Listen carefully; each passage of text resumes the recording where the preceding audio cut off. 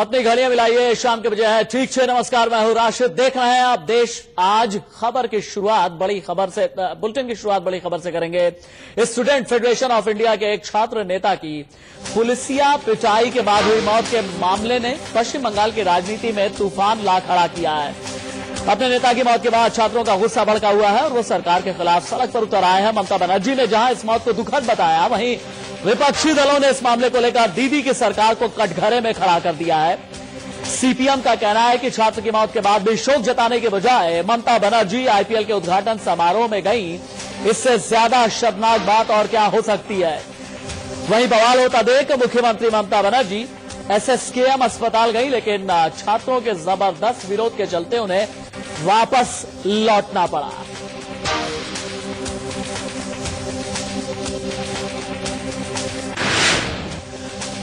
SFI के छात्र मंगलवार को ममता बनर्जी के उस फैसले का विरोध कर रहे थे जिसमें छात्र यूनियन के चुनाव स्थगित कर दिए गए हैं। सैकड़ों की संख्या में छात्रों के साथ एसएफआई नेता सुदीप्तो गुप्ता मंगलवार को कोलकाता में कानून तोड़ो प्रदर्शन कर रहे थे। इस दौरान पुलिस ने लाठीचार्ज किया, प्रदर्शनकारियों को गिरफ्तार कर लिया था। पुलिस के मुताबिक गिरफ्तार छात्रों को जेल ले जाते समय सुदीप्तो का सिर एक खंभे से टकरा गया, जिसकी वजह से उनकी मौत हो गई। जबकि छात्रों का दावा है कि पुलिस लाठीचार्ज में सुदीप्तो की मौत हुई है। आरोपी पुलिस वालों के खिलाफ कार्रवाई की मांग को लेकर आज छात्रों ने जमकर हंगामा किया।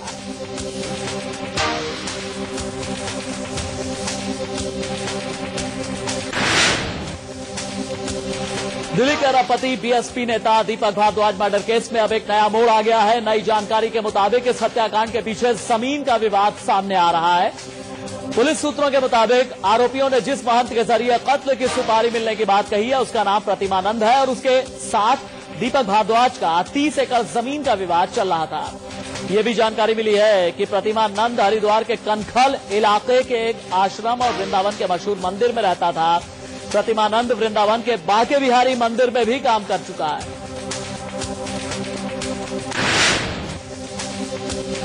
दिल्ली पुलिस ने स्वामी प्रतिमानंद की गिरफ्तारी की कोशिश शुरू कर दी है। प्रतिमानंद की तलाश में दिल्ली पुलिस हरिद्वार पहुंची, लेकिन उसके हाथ कुछ नहीं लगा।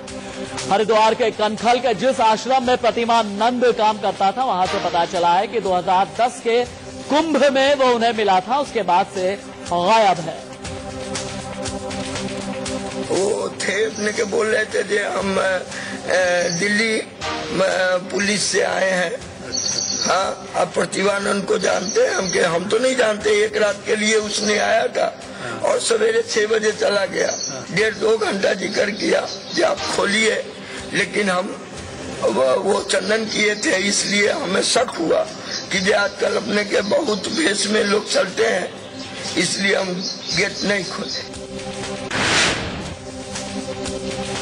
समाजवादी पार्टी के अध्यक्ष मुलायम सिंह यादव ने एक बार फिर चौंकाने वाला बयान दिया है। एक बार फिर मुलायम सिंह यादव ने कांग्रेस और केंद्र पर हमला बोलते हुए कहा कि सीबीआई के जरिए उन्हें जेल भिजवाया जा सकता है। मुलायम पहले भी एक बार कह चुके हैं कि केंद्र सरकार सीबीआई का डर दिखाकर समर्थन लेती है। चुनावी माहौल में मुलायम के इस बयान के बाद एक बार फिर सियासी पारा चढ़ गया है।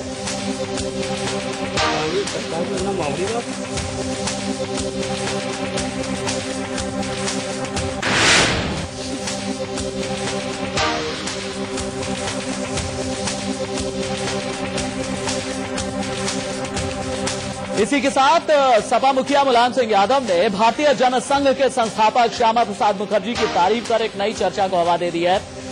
मुलायम पहले ही बीजेपी के वरिष्ठ नेता लालकृष्ण आडवाणी की तारीफ कर राजनीतिक पंडितों को हैरान कर चुके हैं।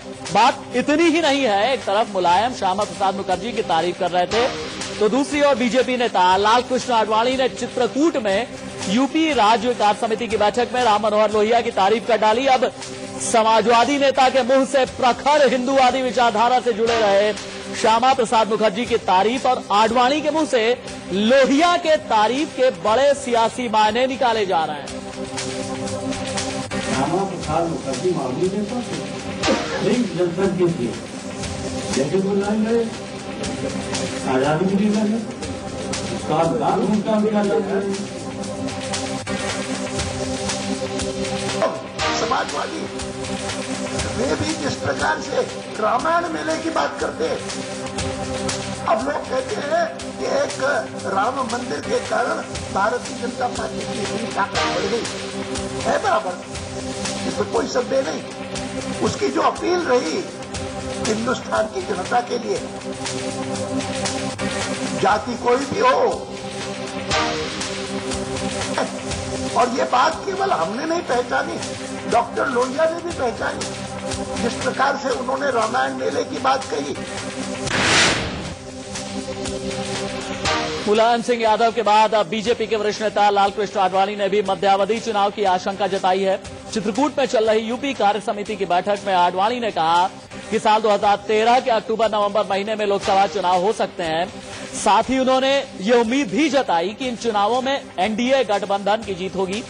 आडवाणी का यह बयान इसलिए भी अहम हो जाता है क्योंकि सपा मुखिया मुलायम सिंह यादव भी कुछ ऐसा ही बयान दे चुके हैं।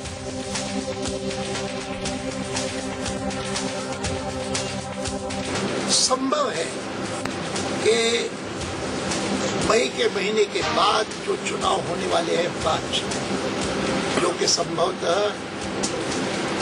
सितंबर, अक्टूबर, नवंबर के दिसंबर में होंगे, उन चुनावों के साथ साथ भारत सरकार लोकसभा चुनाव भी करने का सोची। सियासी गलियारे में दो नेताओं की मुलाकात को लेकर के भी आज सियासी पारा चढ़ा हुआ है। पूर्व सपा नेता अमर सिंह ने आज मुलायम सिंह के धुर विरोधी केंद्रीय इस्पात मंत्री बेनी प्रसाद वर्मा से मुलाकात की है। मुलाकात के बाद अमर सिंह ने बेनी की जमकर तारीफ की तो मुलायम सिंह के खिलाफ जमकर जहर उगला। उन्होंने कहा कि मुलायम के लिए आत्ममंथन का विषय है कि उनके सभी पुराने मित्र उनसे अलग क्यों हुए।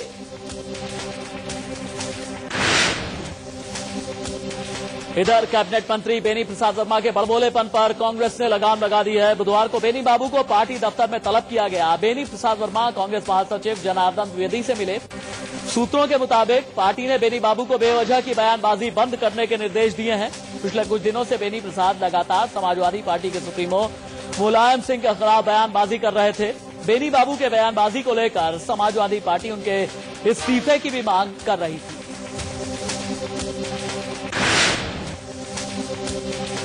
सीएजी ने अपनी एक रिपोर्ट में गुजरात की मोदी सरकार को सवालों के कटघरे में खड़ा किया है। सीएजी ने कहा है कि गुजरात में सरकारी कंपनियों ने बड़े उद्योग समूहों को अनुचित लाभ पहुंचाया है। इसके चलते सरकारी खजाने को करोड़ों रुपए का नुकसान हुआ।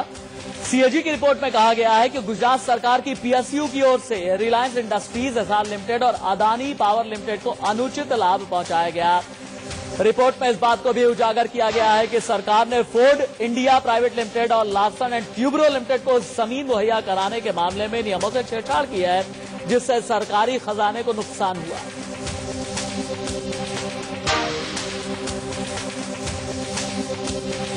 I ponder over the BJP leaders. I request them to they themselves immediately order for an inquiry or a judicial probe into the allegation that has come in the CNDG report on Narendra Modi government. वहीं दिल्ली की शीला दीक्षित सरकार भी CAG के निशाने पर है। दिल्ली विधानसभा में मंगलवार को रखी गई सीएजी की रिपोर्ट में दिल्ली सरकार के कामकाज पर सवाल उठाए गए हैं। रिपोर्ट में कहा गया है कि शीला दीक्षित की लापरवाही और युवा में बंदरबाट से दिल्ली को 3,137 करोड़ की चपत लगी है। बिक्री कर और वैट ठीक से नहीं वसूले गए, जिसके चलते 2,310 करोड़ का नुकसान हुआ। शीला दीक्षित खुद जल बोर्ड की अध्यक्षा हैं पिछले 15 सालों से, और सबसे ज्यादा अनियमितताएं और भ्रष्टाचार जल बोर्ड में ही माना गया है। कैग तो सरकारी संस्था है, जो आरोप हम लगाते रहते वो सही साबित हुए। इसके बाद दिल्ली सरकार को तुरंत त्याग पत्र देना चाहिए। 1 मिनट भी उनको रहने का अधिकार नहीं है। 2G मामले में जेपीसी के सामने पेश होने की यशवंत सिन्हा की मांग को प्रधानमंत्री मनमोहन सिंह ने ठुकरा दिया है। प्रधानमंत्री ने कहा है कि जेपीसी के पास सारे दस्तावेज हैं, हमारे पास छिपाने को कुछ नहीं है। इससे पहले 2G स्पेक्ट्रम घोटाले की जांच कर रही जेपीसी के बीजेपी सदस्य यशवंत सिन्हा ने प्रधानमंत्री को खत लिखकर उनसे आग्रह किया था कि वह इस समिति के सामने पेश हों। सिन्हा ने पीएम को लिखे एक खत में 2G घोटाले के अभियुक्त और पूर्व मंत्री ए राजा की ओर से उन पर लगाए गए आरोपों का हवाला देते हुए कहा था कि प्रधानमंत्री को अपनी सफाई के लिए समिति के सामने पेश होना चाहिए।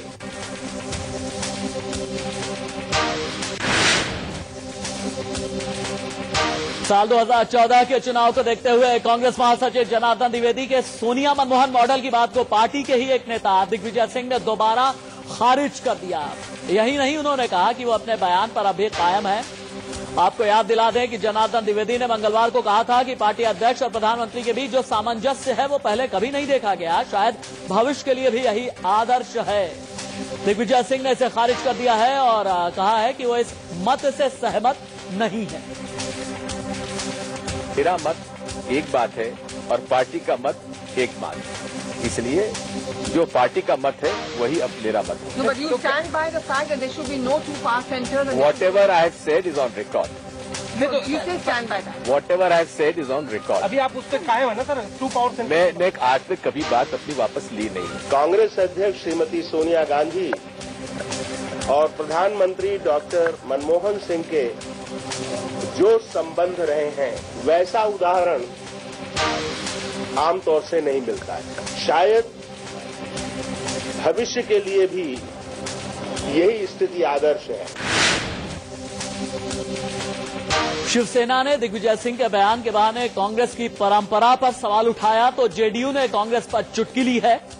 वहीं कांग्रेस नेता रशीद मसूद ने कहा कि प्रधानमंत्री और सोनिया गांधी की जोड़ी राजनीति में एक नजीर यानी उदाहरण की तरह है।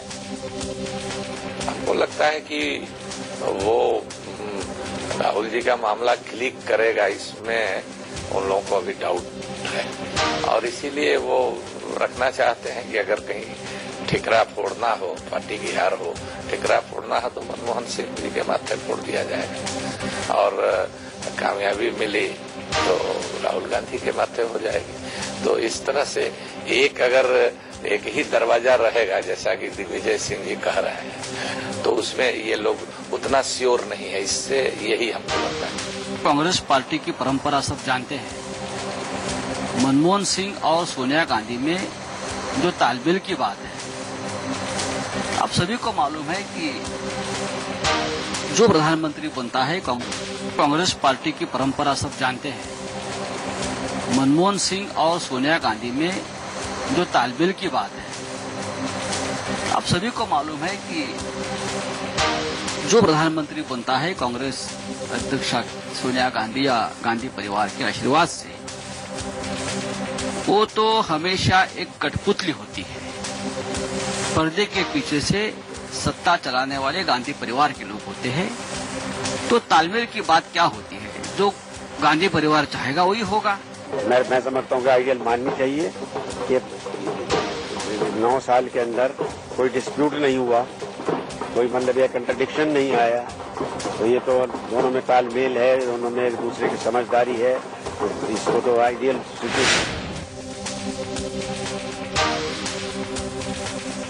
कांग्रेस महासचिव दिग्विजय सिंह पर गिरफ्तारी की तलवार लटक रही है। उज्जैन की एक स्थानीय अदालत ने दिग्विजय सिंह और सांसद प्रेमचंद गुड्डू के खिलाफ गैर जमानती वारंट जारी किया है। 17 जुलाई 2011 को उज्जैन में भारतीय जनता युवा मोर्चा और कांग्रेस कार्यकर्ताओं के बीच हुई मारपीट मामले में एक याचिका पर सुनवाई करते हुए कोर्ट ने दिग्विजय सिंह और प्रेमचंद गुड्डू को आरोपी बनाते हुए समन जारी किया था, जिसके बावजूद कोर्ट में पेश न होने पर अब दोनों नेताओं के खिलाफ गैर जमानती वारंट जारी किया गया है। मामले की अगली सुनवाई 30 अप्रैल को होगी।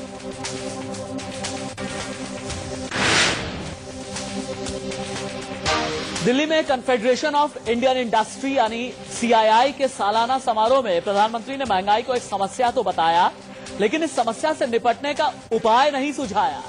प्रधानमंत्री ने इतना जरूर कहा कि इसे कम करने की जरूरत है। इस बैठक में प्रधानमंत्री मनमोहन सिंह ने विकास दर बढ़ने की भी उम्मीद जताई है, लेकिन ऐसा कैसे होगा इसे लेकर वो कोई ठोस प्लान नहीं बता सके। Inflation has been a problem, and though it is softening, it needs to be brought down further. Petrol is now fully decontrolled, and that has worked well with petrol prices moving up and down with world prices. Diesel is moving gradually towards market-based pricing over the next few months. The subsidy outflow on LPG has also been capped. We hope that the direct benefits transfer arrangement based on the Aadhaar platform will ensure better targeting of other subsidies, particularly kerosene, and in due course other subsidies, and prevent. Pratapgarh के कुंडा में DSP Ziaul हक murder case में 4 police वालों का तबादला कर दिया गया है। मामले की जांच कर रही सीबीआई की सिफारिश के बाद यूपी सरकार ने यह कदम उठाया है।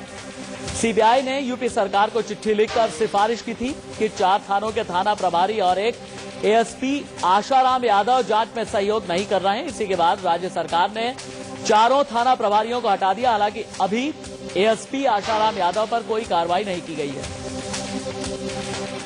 हम सभी रैंक के सभी पुलिस अधिकारियों को इन चारों थानों से स्थानांतरित कर रहे हैं ताकि निष्पक्ष जांच हो पाए।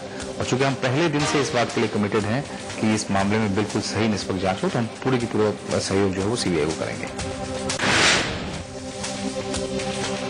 एंटी रेप बिल पर राष्ट्रपति ने मोहर लगा दी है। राष्ट्रपति के दस्तखत के बाद यह कानून आज से अमल में आ गया है। सरकार ने इस संबंध में अधिसूचना भी जारी कर दी है। नए कानून के मुताबिक सहमति के साथ यौन संबंध बनाने के लिए न्यूनतम उम्र फिर से 18 साल हो गई है।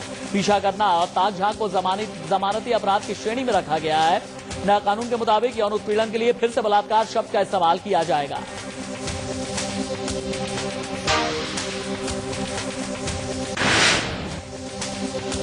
यूपी के शामली जिले में 4 सगी बहनों पर पिचकारी से तेजाब फेंकने की सनसनीखेज घटना सामने आई है। मोटरसाइकिल सवार अज्ञात युवकों ने इस वारदात को कांदला इलाके में अंजाम दिया है। इस हमले में एक युवती गंभीर रूप से झुलस गई, जिसे दिल्ली के सर गंगाराम अस्पताल भेजा गया है।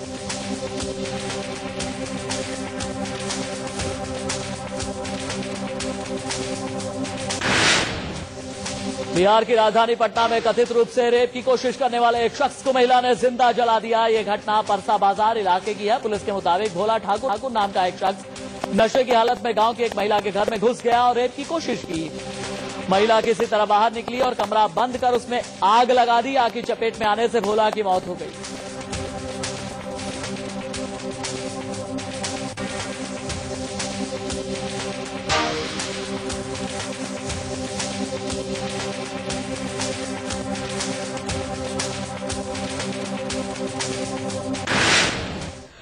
आगे बढ़े उससे पहले आपको बता दें, आज रात 9:30 बजे आप इंडिया न्यूज पर देखना ना भूलें कि बेनजीर का बेटा आखिरकार बागी क्यों है।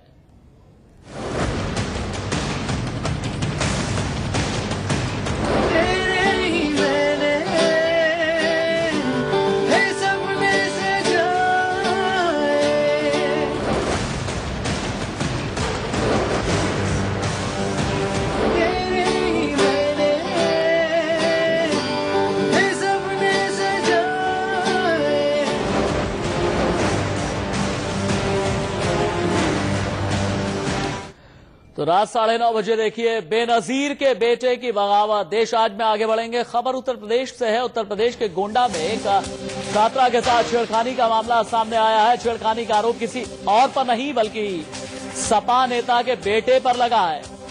जगदम्बा शरण सिंह कॉलेज में पढ़ने वाली पीड़ित छात्रा ने आरोप लगाया है कि सपा नेता देवेंद्र प्रताप सिंह के बेटे हनुमंत सिंह और उसके दोस्त ने उसके साथ छेड़खानी की है।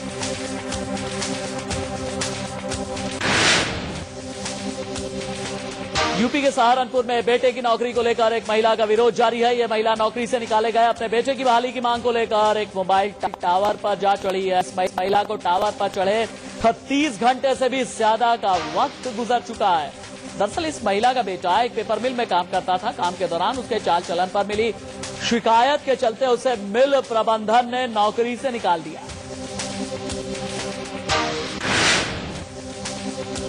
बिहार के पूर्णिया से ऑनर किलिंग का मामला सामने आया है, जहां एक महिला को उसके पिता और भाई ने मिलकर मौत की नींद सुला दी। इस मामले का खुलासा तब हुआ जब महिला का शव पुलिस को गांव के खेत में मिला। खबर के मुताबिक महिला का अपने ही गांव के एक शख्स के साथ अवैध संबंध था, जिसकी भनक उसके पिता और भाई को लग गई थी, इसीलिए उसकी हत्या कर दी गई। नोएडा के सेक्टर 58 में केमिकल फैक्ट्री में शॉर्ट सर्किट से भीषण आग लग गई। आग इतनी भयानक थी कि देखते ही देखते इंडिया इंडस्ट्री नाम की पूरी फैक्ट्री आग की आगोश में आ गई।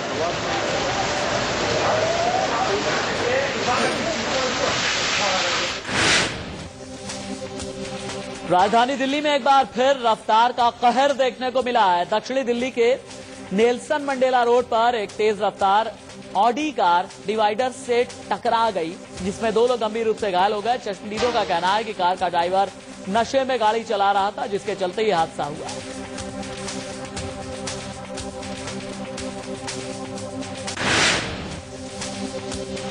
दिल्ली से सटे गाजियाबाद में बदमाशों ने दिन दहाड़े एक व्यापारी से 12 लाख रुपए लूट लिए। कबीरनगर इलाके में बदमाशों ने एसएसपी ऑफिस के कुछ कदमों की दूरी पर इस वारदात को अंजाम दिया। स्कूटा कार से जा रहे व्यापारी रमेश चंद्र को बदमाशों ने बंदूक की नोक पर रोका और फिर 12 लाख रुपए लेकर फरार हो गए।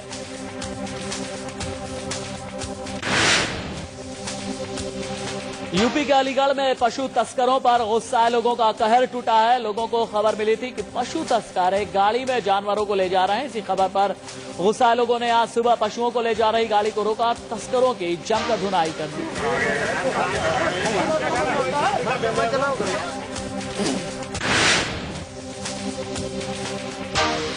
सूरत पुलिस ने हथियारों की अवैध खरीद फरोख्त करने वाले गिरोह का पर्दाफाश किया है। इस गिरोह के कब्जे से पुलिस ने भारी संख्या में हथियार भी बरामद किया है।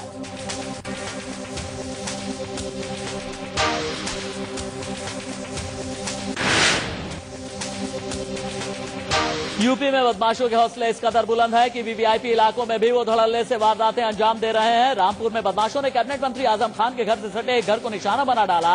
बदमाशों ने घर का ताला तोड़कर करीब 12 लाख की नकदी और जेवरात चुरा लिए।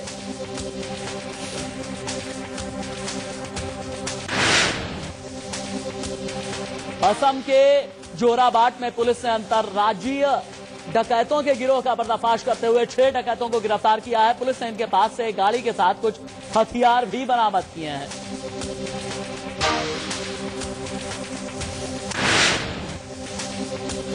अहमदाबाद पुलिस की अपराध शाखा ने पूर्व आईपीएल खिलाड़ी हितार्थ गोहिल को गिरफ्तार किया है। गोहिल पर कई क्रिकेटर्स को आईपीएल में खिलाने के बहाने 38 लाख रुपए ठगने का आरोप है।